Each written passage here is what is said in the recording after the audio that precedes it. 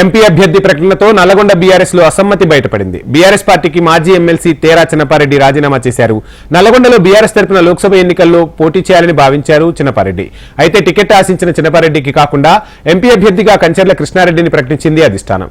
దీంతో నిరాశ చెందిన చిన్నపారెడ్డి పార్టీకి రాజీనామా చేస్తున్నట్లు ప్రకటించారు.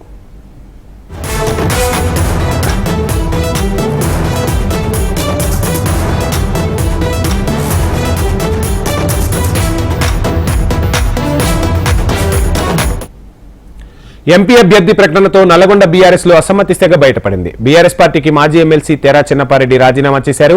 నల్లగొండలో బీఆర్ఎస్ తరపున లోక్సభ ఎన్నికల్లో పోటీ చేయాలని భావించారు చిన్నపారెడ్డి.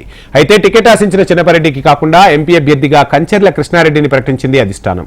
దీంతో నిరాశ చెందిన చిన్నపారెడ్డి పార్టీకి రాజీనామా చేస్తున్నట్లు ప్రకటించారు.